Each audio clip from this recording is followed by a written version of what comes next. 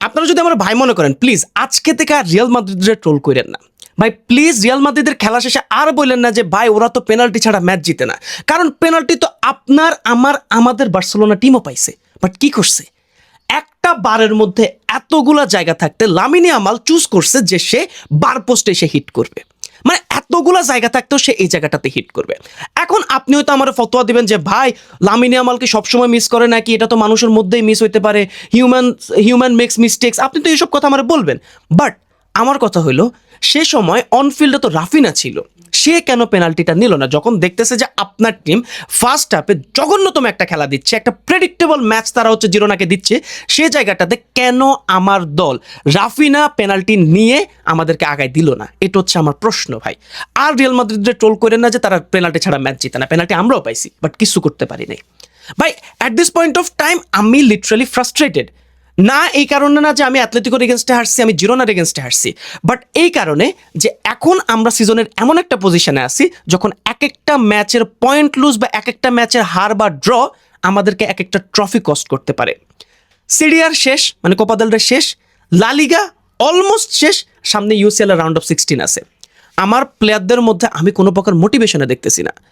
আপনি কেন, মানে আমি যত চাই যে আমার টিম একটা মানুষের উপর ডিপেন্ডেন্সিটা কমাক, তখন আমার আরো বেশি করে আসে। রাফিনা পেদ্রি এই যুগলবন্দি না থাকলে আমার টিম মনে হয় যে তারা একটা রেলিগেশন ব্যাটেল করা একটা টিমের মতো তারা খেলে, তারা টপ লেভেলের খেলা খেলতেই পারে না। মানে আমি বুঝতেছি না যে আসলে কালকে হয়েছেটা কি। কালকের ম্যাচ নিয়ে আপনার কন্ট্রোভার্সিয়াল অনেক কথা থাকতে পারে যে রেফারি ডিসিশন এটা ছিল, তারপর আমাদেরকে কার্ড দেয় নাই, আমাদের পেনাল্টি দেয় না, আমাদের ফাউল দেয় না, কুন্দের এই গোলটা হয় নাই। বাট আমি বলবো যে ব্লেম ইয়োর প্লেয়ার্স। আমাদের প্লেয়াররা এক্স্যাক্টলি তারা করতেছেটা কি, তাদের মাঠের মধ্যে তাদের কাজটা কি। আমি যদি ধরেন পুরো ম্যাচের মধ্যে একটা প্লেয়ারের ধরেন যদি আমার বলে যে এরাই শুধু গালিগালাজ করো, আমি বলবো যে ফেরান তোরেসের কথা। ভাই ও ও মাঠে কতক্ষণ ছিল আমার বলেন তো? লেভানডস্কি আসার আগ পর্যন্ত তো সে মাঠে ছিল, কতক্ষণ ওরা ম্যাচে দেখছেন? আপনার দুই পাশে দুইটা ওয়ার্ল্ডের বেস্ট উইঙ্গার আছে যারা কন্টিনিউয়াসলি আপনাকে বল সাপ্লাই দেওয়ার ট্রাই করতেছে, বাট আপনি না বল নিতে পারতেছেন, না বল পাইলে আপনি একটা শুট করতে পারতেছেন, না আপনার ফার্স্ট টাচ ঠিক আছে। আপনি এক্স্যাক্টলি কি করতে মাঠে আছেন? I have no fucking idea. এমনটা যদি হয়, আমি তো আমার মনে হয় যে আমার যেসব প্লেয়াররা মিনিট পায় না, মানে বার্সা অ্যাথলেটিকের বা বার্সা বি টিমের, তাদেরকেই না খেলায় দিলে তো হয়, তারাও তো এরকমই করবে। যখন আমার একজন এক্সপিরিয়েন্স প্লেয়ার এরকমভাবে খেলতেছে, আমি তো তখন এদেরকে দিয়ে খেলাইতেই পারি, আমি তো ভাই এটা করাইতেই পারি। আমি বুঝতেছি না যে আমার টিমের মাইন্ডসেট আসলে কি চলতেছে সামনে। মানে এখন ওই পজিশনে আসি ভাই, লিটারালি আপনি যদি রিয়ালাইজ না করে থাকেন, আমরা ওই পজিশনে আসি যে এক একটা পয়েন্টের জন্য আমরা লিগ হারাইতে পারি, কোপা দেল রে হারাইতে পারি, ইউসিএল হারাইতে পারি। ইউসিএল তো আমি স্বপ্নেরও বাইরে রাখছি, বাট যে দুইটা ট্রফি আমাদের হাতে ছিল, সেটা আমরা ছাইরা দিছি। আর্সেনালরে বটল বটল বটল করে আপনারা এক কিনার করে ফেলেন, বাট অ্যাকচুয়াল বটল আমরা করছি। লিটারালি আমাদের কাছে লিড ছিল, সে জায়গা থেকে আমরা দুইটা লিগ ম্যাচ হেরে আমরা রিয়াল মাদ্রিদরে এই লিগটা দিয়ে দিছি। এখন হয়তো আপনি বলবেন যে ভাই এখনও তো লিগের অনেকগুলো ম্যাচ আছে, রিয়াল মাদ্রিদ কি পয়েন্ট ড্রপ করবে না? করবে না, দেখে রাখেন, পয়েন্ট ড্রপ ওরা করবে না। যতক্ষণ না পর্যন্ত নেক্সট এল ক্লাসিকোতে আমরা ওদেরকে হারাবো, ততক্ষণ পর্যন্ত ওরা পয়েন্ট ড্রপ করবে না। আর আমার টিম যেভাবে খেলতেছে, সামনে যে ম্যাচগুলো আছে তারা আরও বাজে খেলবে। খেলার ফার্স্ট হাফ নিয়ে যদি আমি কথাবার্তা বলি, ভাই মিডফিল্ডে কোনো ক্রিয়েটিভিটি নেই। লিটারালি মিডফিল্ডে আমি কোনো ক্রিয়েটিভিটি দেখতেছিলাম না। আমার প্লেয়ারদের পাস ওরা কি সুন্দরভাবে নিয়ে যাচ্ছে, ওরা কি সুন্দরভাবে দেখতেছে যে বলের দিকে আসছে, ওরা সুন্দরভাবে নিয়ে নিচ্ছে। আর প্রেসিংয়ের কথা যদি বলি, রাফিনা ওঠার পর আমার টিমের থেকে জিরোনা আমাদেরকে বেশি প্রেস করতেছিল। এটা যদি আমার খেলা হয়, হাইলাইন নিয়ে দেখেন, আমি এখনও হাইলাইনের বিরুদ্ধে না, বাট আমাদের ওই প্লেয়ারদের কোয়ালিটিটা তো থাকতে হবে।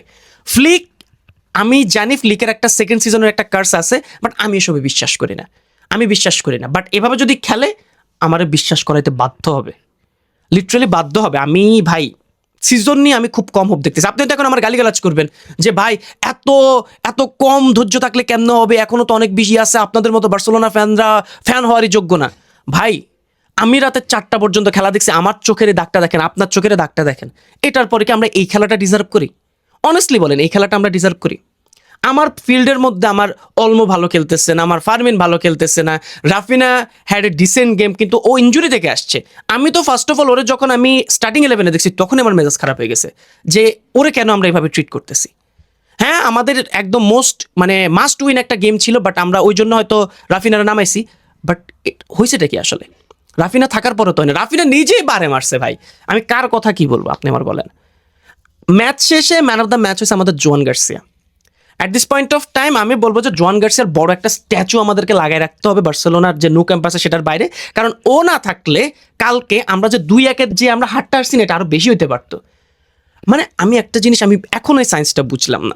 ঠিক আছে, জিরোনা লো ব্লকে খেলতেছে, জিরোনা কাউন্টার অ্যাটাকে খেলতেছে, বাট আপনি বার্সেলোনার অ্যাটাকগুলো দেখবেন আর জিরোনার অ্যাটাকগুলো দেখবেন, কোনটা বেশি ক্লিনিক্যাল সেটা আপনি বুঝবেন।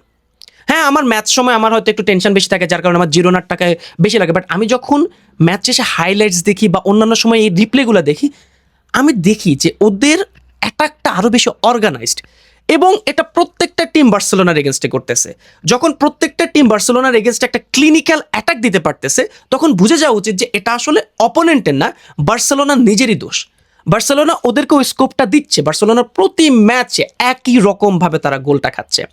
অ্যাথলেটিকো মাদ্রিদের এগেনস্টে যেটা হয়েছে যে 2 উইঙ্গার তারা জোরালোভাবে দৌড়ানি দিচ্ছে, দৌড়ানি দিয়ে বক্সের কাছে গিয়ে একটা কাটব্যাক দিছে। এক্স্যাক্ট সেম জিনিস জিরোনা এখানে করছে। ফার্স্ট হাফ আমরা তো বাজে খেলছি, 0-0 ছিল, বাট আমি বুঝতেছিলাম যে সেকেন্ড হাফে গোল আসবে, এবং এক্স্যাক্টলি আসছে। 59 মিনিটের মাথায় পাও কুবার্সি একটা হেড দিছে, যার কারণে কুন্দের অ্যাসিস্টে সে একটা হেড দিছে, যার কারণে অবশেষে সে একটা গোল পাইছে। বাট আমরা এই লিড 2 মিনিটও ধরে রাখতে পারিনি, লিটারালি 2 মিনিটও ধরে রাখতে পারি নাই। এরকম বাজে আমরা ডিফেন্ড করছি ভাই। ডেকো কালকেই মনে বলতেছিল, বা আমি কালকে আমি যখন মোমেন্ট অফ বার্সার লাইভে ছিলাম তখন শান্ত ভাই বলছিল যে ডেকো নাকি বলছে যে আমাদের আর স্ট্রাইকার কেনার দরকার নেই, ফেরান তোরেস আছে, আমাদের খুব একটা জিনিস আর চেঞ্জ করা লাগবে না। ভাই, এই খেলা দিয়ে আমরা কি মিড টেবিলের একটা ক্লাব? আমরা কি রেলিগেশন ব্যাটেল করে একটা ক্লাব? তাহলে আমাদের টিম কেন এভাবে খেলবে এখন? ভাই, সামার ট্রান্সফার উইন্ডোতে যদি আমরা ভালো কিছু সাইনিং না করি, আপনি এই সিজন তো বাদই দেন, পরের সিজন আপনি কিছু জিতবেন না, কিচ্ছু জিতবেন না। এখানে আমি আর কিচ্ছু জিতার মতো আমি দেখতেছি না, বুঝছেন? সো ভাই, আই এম লিটারালি ফ্রাস্ট্রেটেড ভাই। পেদ্রি না থাকলে, রাফিনা না থাকলে আমার টিম কি খেলা আমি বুঝি না। লামিন ইয়ামাল, আমার কাছে মনে হয় যে ওই লামিন ইয়ামালের উপর আমাদের এক্সপেকটেশনটা অনেক বেশি, সে এটাকে আর কোপ আপ করতে পারতেছে না। এখন এটা অনেক কারণে হইতে পারে, কারণ তারে যখন 3-4 জনে মিলে ঘিরে ধরে, তখন তার একটাই সুযোগ থাকে, সে বলটাকে ক্রস করবে। বাট ক্রস করার পর যখন আমার টার্গেটই ফিল আপ করতে পারে না, তখন আসলে আমাদের আর কি করার আছে? কিচ্ছু করার নেই, কিচ্ছু ভাই। আমি বুঝতেছি না যে আসলে কি হইতেছে। কালকে বললাম না যে মানে একটা টিমের ম্যান অফ দ্য ম্যাচ যদি জোয়ান গার্সিয়া হয়, মানে ওইভাবে বলতেছি না, মানে একটা টিমের গোলকিপার, অপোনেন্ট গোলকিপার যদি ম্যান অফ দ্য ম্যাচ হয়, তাহলে বোঝা উচিত যে আমাদের ডিফেন্ডাররা কি রকম বাজে খেলছে। ফাক ভাই, মানে হাত থেকে আমরা আমাদের ট্রফিটা রিয়াল মাদ্রিদরে দিয়ে দিছি। একটা ট্রফি দিছি অ্যাথলেটিকো মাদ্রিদরে, আরেকটা ট্রফি দিছি রিয়াল মাদ্রিদরে। এখান থেকে আমি আশা রাখতে পারি যে কামব্যাক হবে, but seriously I have no hope at all. যারা চিন্তা করতেছিলেন যে আমরা অ্যাথলেটিকো মাদ্রিদের এগেনস্টে কামব্যাক দিব, ম্যাচ হয়তো জিতবো, আমরা হয়তো 2-1 জিততে পারি, 2-0 জিততে পারি, 3-0 জিততে পারি, বাট 5 গোল আমরা দিচ্ছি না। আমার অ্যাটাকের যদি এই অবস্থা হয়, আমার কিচ্ছু করার নেই, আমার হাতে আর কিচ্ছু করার নেই, আমরা জীবনও দিতে পারবো না। আপনি লিখে নিতে পারেন যে আমার প্লেয়াররা যদি লাস্ট ম্যাচের মতো খেলে, নো কামব্যাক। ম্যাচ হয়তো জিতবো, ম্যাচ জিতাটা নর্মাল, কারণ 4 গোলের যে ব্যারিয়ারটা আমাদেরকে দিয়ে দিছে, এরপর আর কিছু থাকে না। এবার আসেন লাস্টে একটু কথা বলি রেফারিং নিয়ে। দেখেন, রেফারিং এর দোষ এতক্ষণ আমি দিই না, বাট লাস্টে এসে দিছি, কারণ এতক্ষণ পর্যন্ত সবাই ভিডিও দেখবে না। যারা দেখবে তারা হচ্ছে সেন্সিবল, আমার ভালোবাসার ভাই ব্রাদার, ঠিক আছে, ওরাই দেখবেন। রেফারিং ওয়াজ শিট। এখন আপনি যদি আমাকে প্রশ্ন করেন ভাই কুন্দের যে ফাউল করছে, এটা কি ফাউল হয়েছে? 110% ফাউল হয়েছে। বার্সেলোনার এরকম অনেকগুলো ম্যাচ ছিল যখন এরকম ফাউলের কারণে বার্সেলোনার গোল ডিসঅ্যালাউ করা হয়েছে। সে জায়গায় কালকে এটা ব্যাড লাগও ছিল ভাই, ব্যাড লাগ ছাড়া তো আমি দেখতেছি না। আমাদের গোল ডিসঅ্যালাউ হয়েছে, আমাদের ফাউল দেওয়া হয় নাই, রেড কার্ড দিয়েছে তাও 97 নাকি 98 মিনিটের মাথায়।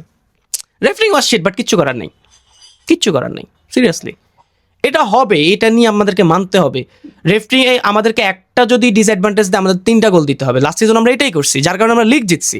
এই সিজন আমাদের অ্যাটাকাররা তো তারা আসলে ঘুমাচ্ছে, এটা ছাড়া আর কিছু বলার না ভাই। এক্স্যাক্টলি। তো ভিডিওটা কেমন লাগছে জানতে পারেন। লাস্ট ম্যাচে আপনার ফেভারিট প্লেয়ার কে ছিল সেটা কমেন্ট করে জানতে পারেন। আপনার প্রপার ক্রিটিসিজম আপনি চাইলে জানাতে পারেন। তো পরবর্তী ভিডিও পর্যন্ত সবাই ভালো থাকবেন, সুস্থ থাকবেন। সবাইকে আসসালামু আলাইকুম।